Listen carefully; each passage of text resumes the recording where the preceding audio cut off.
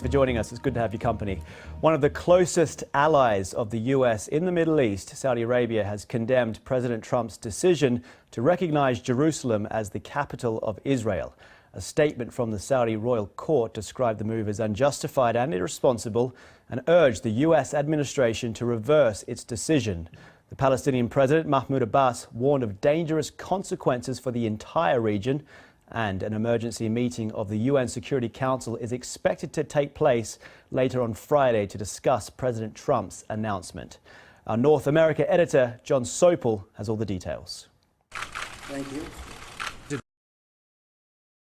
Signing this or that proclamation has become a commonplace, but nothing he's put his name to is as consequential or historic as this.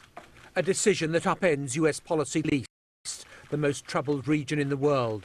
Past failed, it was time for a new approach. Today we finally acknowledge the obvious, that Jerusalem is Israel's capital. It is nothing more or less than a recognition of reality. It is also the right thing to do. It's something that has to be done. It's a decision that the Arab world and close allies cautioned against, but the president has gone ahead, and so he stressed his commitment to peace, whether via a two-state solution or any other solution. We want an agreement that is a great deal for the Israelis and a great deal for the Palestinians. We are not taking a position of any final status issues, including the specific boundaries of the Israeli sovereignty in Jerusalem or the resolution of contested borders. Demonstrations so far have been relatively low-key, but US citizens have been warned not to go to the West Bank or the Old City in Jerusalem. The president, well aware of the reaction this speech might provoke. So today we call for calm, for moderation, and for the voices to prevail over the purveyors of hate. Our children should inherit our love, not our conflicts. There's been a fierce international backlash to what the president is proposing, even though Donald Trump insists it's just accepting what is present-day reality. So far, the Arab world, NATO, the Pope, the UN, Russia and Turkey have spoken out of the move. The White House is on a charm offensive, but so far the only country that's been charmed is Israel. And on Jerusalem's ancient walls, a very modern projection of Israeli sentiment tonight. This is a historic day. We're profoundly grateful for the president for his courageous and just decision to recognize Jerusalem as the capital of Israel and to prepare for the opening of the U.S. Embassy here. This decision reflects the president's commitment to an ancient but enduring truth, to fulfilling his promises, and to advancing peace. 6 months ago, the Palestinian leader hosted Donald Trump on his Middle East tour. That early optimism replaced by disappointment today. Jerusalem is a Palestinian city, Christian, Muslim, Jewish also. It is the capital of the state of Palestine forever. Jerusalem, a city 6,000 miles and 2 continents away from the US, was the subject of an unusual campaign pledge from Donald Trump to a very narrow constituency, to move the US Embassy from Tel Aviv to Jerusalem and recognize the ancient city as Israel's capital. But in keeping that promise, he seems to have made his other goal of advancing Middle East peace a whole lot more complicated. John Sopel, BBC News, Washington.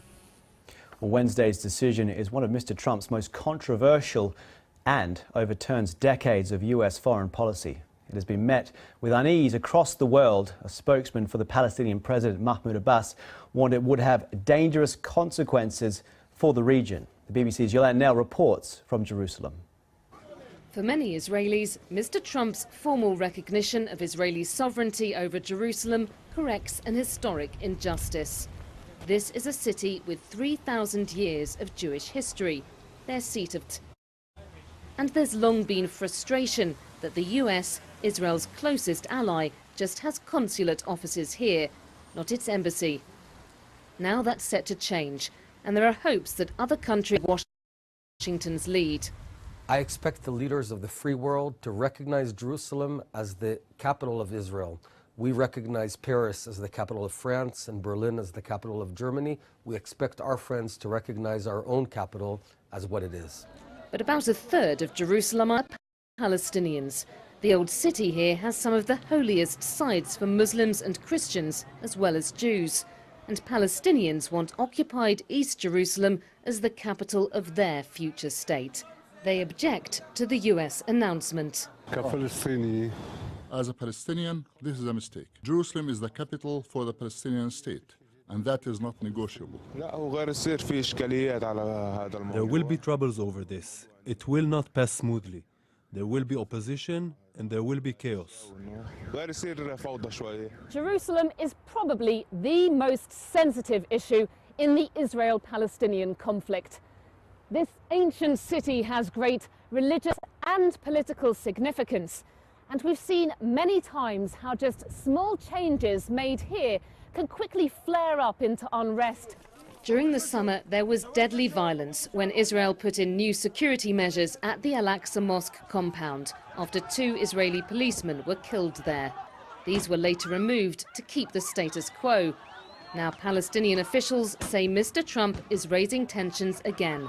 This is a declaration of war on Palestine and the Palestinians, and this is a manifestation of the lack of fairness in handling the Palestine file and a total bias towards Israel. Tonight, there were large protests in Gaza following the US president's speech, and there are calls for more in the coming days.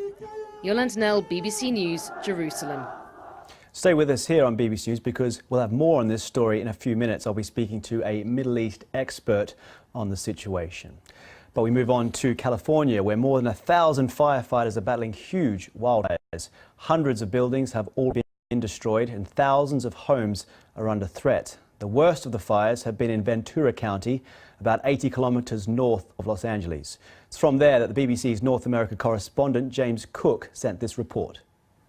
No one can escape from nature, not even in Bel Air, one of the wealthiest suburbs on Earth. All day there's been a battle to save homes here, and the owners have been rushing to grab what they can as they flee from their mansions. We built this house 13 years ago. Never seen anything like it. Do you think the firefighters are going to save it? They're my heroes. I'm hoping. It's in God's and the firefighters' hands. And those heroes are being helped by much lighter winds. For now. So with the potential winds, okay, and the fires developing, those embers can fly a distance away, spot firing canyons below us. And you're worried that that might be what happens because it's our forecast to get up. That's the media mogul Rupert Murdoch's vineyard property is one of those which is smouldering, but helicopters have been making good use of the lull in the weather. How's it looking? Good. Well, these firefighters are now battling a blaze in one of the most exclusive neighborhoods in Los Angeles. We're surrounded by expensive homes, and this fire is likely to get worse this afternoon when the winds pick up. It was in the beachside city of Ventura where the first wildfire exploded with terrifying speed, driven by ferocious desert winds whipping down the dusty canyons. And last night it jumped the main coastal motorway, causing terror for drivers. This is literally like 15 feet away from us right now. This is the cross. We're at the cross. Okay, hold on. We need to get out of here as soon as possible. That fire is right there. Only one thing could stop the blaze: the Pacific Ocean. This was how the fires looked from space, thick smoke streaming out to sea. It has barely rained here in LA for 6 months, and you can tell. Many scientists say climate change is driving more frequent and more destructive wildfires. For California, this is yet another grim wake-up call. James Cook, BBC News, Los Angeles.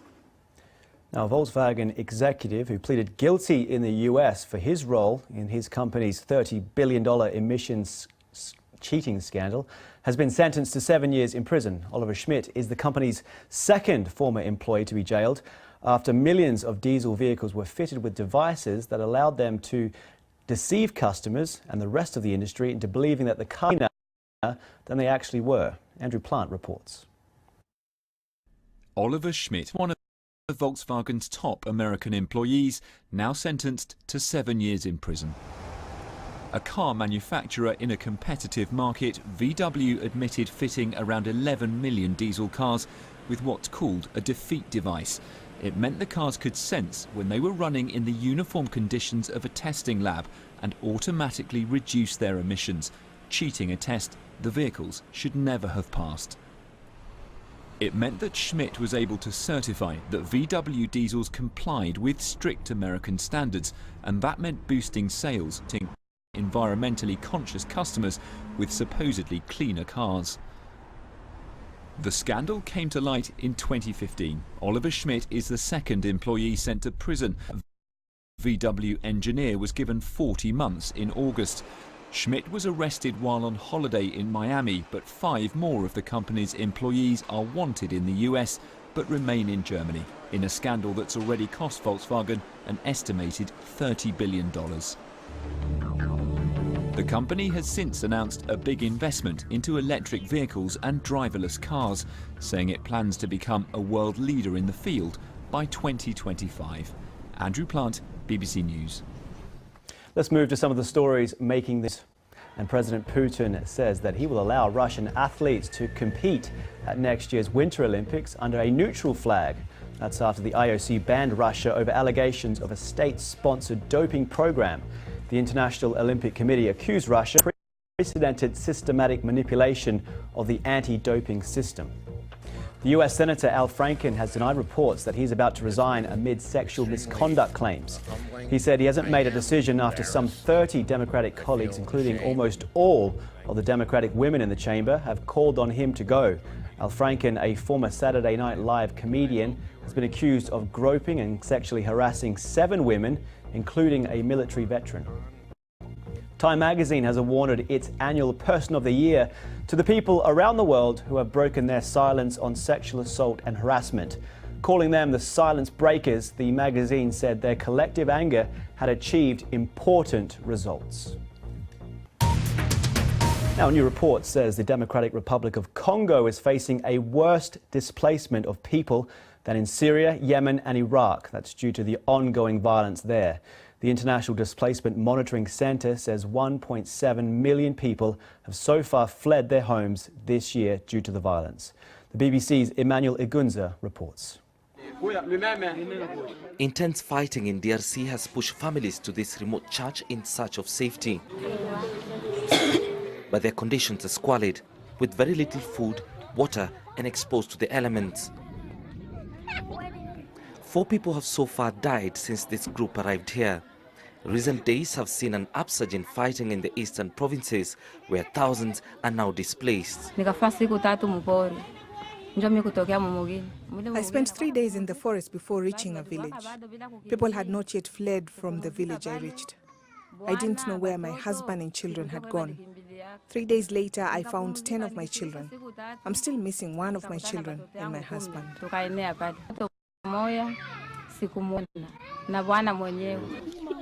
Across the affected areas, homes have been destroyed, farmlands laid bare, and a cholera outbreak has so far killed some 600 people. Aid agencies describe this as the world's largest displacement emergency. We're looking there at a massive humanitarian situation, a level 3 emergency that was declared in 2017. Now, over 900,000 people were displaced in DRC in 2016, and in the first half of 2017, we were already looking at close to 1 million new internal displacements. So we're monitoring the situation there very closely, but it's a country there that's of huge concern to us. DRC is facing a political crisis caused by delays in holding presidential elections. Last week, protests took place in various cities calling for the stepping down of President Joseph Kabila, who has been in power since 2001. Opposition figures accuse the president of using violence to stay in power, and with no end in sight to the dispute, the country is staring into a bleak future. Emmanuel Igunza, BBC News, Nairobi. Do stay on BBC News, still to come. Fancy a slice of world heritage? Well, pizza may be on the list of international cultural greatness.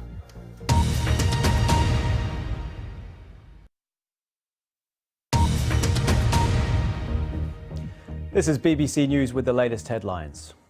President Trump has recognized Jerusalem as Israel's capital, changing the official U.S. position held for decades. And there has been international criticism of the move, and an emergency meeting of the UN Security Council is expected to take place later on Friday. Let's stay with that story and talk this hour to Omar Bada, who is a Middle East analyst and deputy director of the Washington-based Arab American Institute.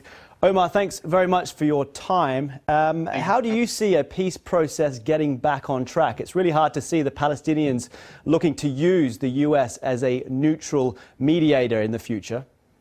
Well, the U.S. hasn't really been a neutral peace mediator for the entirety of the peace process. Israeli actions like expanding settlements in the Palestinian territories, which ran counter to peace, were met with very tepid criticism from the U.S., while U.S. military support and diplomatic cover of Israel continued unabated. By contrast, when the Palestinians tried to go to the UN to complain about Israeli violations of Palestinian rights, the U.S. punishes them. So the U.S. was never really even-handed to begin with. What we're seeing here in this case is that instead of the U.S. merely tepidly criticizing Israeli violations, you're seeing a full-fledged endorsement of Israel's takeover of East Jerusalem. So we're definitely as far away as we can possibly be from any process that could lead to a genuine peace agreement at this point. I'm really interested to get your thoughts on reaction in the Middle East. Just looking at Saudi Arabia as an example, they've called it irresponsible. Their reaction in the future will be interesting because they are aligned with the US in, fronting up to Iran. So their reaction will be very closely monitored here.